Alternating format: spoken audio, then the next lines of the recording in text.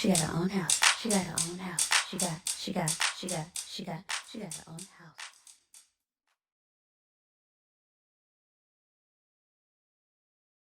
Hey family, welcome back to my channel. So today we're going to talk about my bank application conditions as well as what happens after your bank application appointment. So let's talk about it. Okay, y'all, so as I was going back editing this video, it did get a little bit long. So what I'm going to do is split this video into two parts.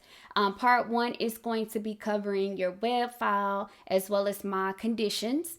And then part two is going to be covering my loan commitment letter as well as what happened next after I received my conditional approval. So thank you guys. Enjoy the video. So a lot of you guys already watched my live footage bank application appointment, and if you have not watched that already, definitely go ahead and check that out. I'll try to link it somewhere, but watch that one first and then come back to this one because it'll make a lot more sense.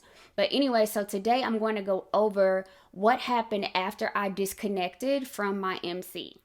So that call with my MC took place on a Thursday afternoon, and I was required at that time to print and wet sign like 30 pieces of paper, and I actually still have them here. I can't show them to you guys because it has all of my personal information, like super personal stuff like social security number and everything. But I don't know if you guys can see how thick that is. But I had to print out every single piece of those and sign them and scan them back in and then email them back to her. And so that took a long time in and of itself. But because I can't show you guys the names of the forms, they are listed in your web file. So I'll go ahead now and roll those so that you can see the name of each and every form that you are going to be required to sign. And notice that some of these are specific for the state of Texas. So obviously you wouldn't have those. You would have whatever your state is.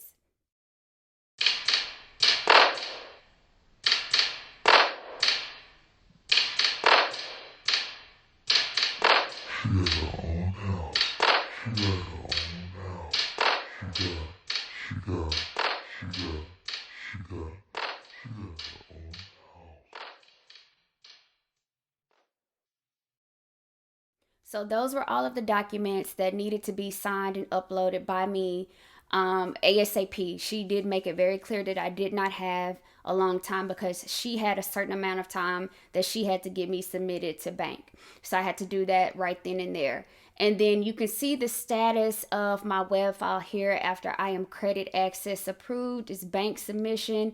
And as my MC is working on my file and getting all of my updated bank statements and everything that's come in, it's going to say that. But then once I was submitted to the bank, I then moved to mortgage process. And so I did receive a text message from NACA that I will go ahead and flash on the screen, but that is what it will say once you have been submitted to Bank of America for what I would say is the final underwriting, depending on if you're doing existing or new construction. But I was submitted to bank on Friday afternoon, but I did not hear anything back from Bank of America until Monday. And I guess it wasn't even technically Bank of America. On Monday, I got an alert from the 3 credit bureaus stating that my credit had been pulled by Credco. And based on the Facebook groups, I already knew that that was, of course, Bank of America pulling my credit. So funny that they pulled my credit on Monday, but I did not even hear anything back until Thursday, where my loan was conditionally approved, but I had several conditions to address. So once you make it through Bank of America's underwriting, you're going to get this little summary. At least this is what I got, because like I said, I was conditionally approved. I am not still completely, I guess, clear to close final, because I am doing a new construction. But this is the write-up that I received. Feel free to pause it so that you can read through everything yourself. But I did get some conditions, and those conditions are going to stay on my file until it's time for me to get close to closing, just because of the nature of those conditions, and we're going to talk about those right now. The first condition was my insurance. So, of course, because I'm doing a new construction, no insurance company is going to give me an insurance binder this early in the process. So I'm going to have to wait at least 60 days before closing in order to go back and get all the paperwork that I'm going to need to submit to NACA regarding insurance. But I have already gotten a quote. I did that, I believe, as soon as I got under contract. And so I'm going to go with my builder's lender, or my builder's insurance company, excuse me, like I said before, because they have had the cheapest rate by far. And then I do plan to switch, since I will be closing later on in the year. I'll only have to put a few months in escrow, and January 1st, I do plan on switching to an insurance company with a lower deductible. I do recommend everyone to pay attention to that, because just because the insurance is super cheap doesn't mean that it's all good. If something were to happen to me, I'm going to pay double what I would have to pay somebody like Travelers. Their quote was maybe $20 higher than what my builder's insurance company quoted me, but the coverage is way better. So just keep that in mind. I know we're doing what we have to do just to get through the NACA process and keep our PITI as low as possible, but definitely read the fine print of your insurance. And just because it's super cheap doesn't mean that that's the best one, and it doesn't mean that you're going to have to stick with it. So the next condition was the infamous appraisal. So when this condition came up, my realtor actually told my MC that I would be not getting an appraisal right now because it's only like a pile of dirt, basically.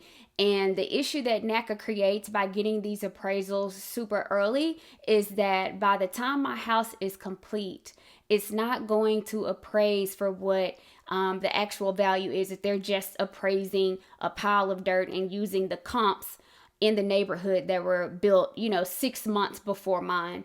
And my realtor said that would really put me in a very bad spot, because there is a clause in my contract, in my purchase and sale agreement that I signed with the builder, that states that I am responsible for any appraisal gap. They're not going to allow me to just walk away without any type of penalties. I mean, I can walk away, but I'll lose all of my earnest money and all of my deposit money. But I will be responsible for covering whatever the gap is in that appraisal. So my realtor suggested, and I'm so thankful that she did, which is another reason why you guys need to always get you an experienced NACA realtor, okay? I can't stress that enough. I'm not saying that they have to be an outside realtor, but please make sure whoever you're working with is definitely being your advocate.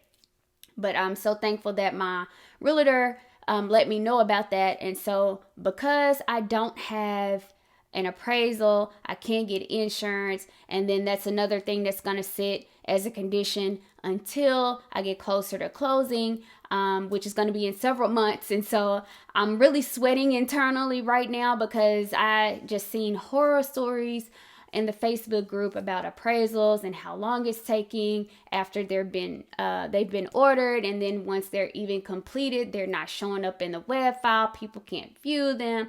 So I'm like super nervous about having to wait until my house is almost complete to order and receive my appraisal. Now, this last condition, I'll be honest with you guys, I have literally no idea what this even is. If anybody else knows, jump down in the comments and educate all of the rest of us. But I definitely think that this is something that my MC has to take care of and not me. But it's basically because I'm paying HOA dues. She needs to verify the property type or do whatever she needs to do on her back end.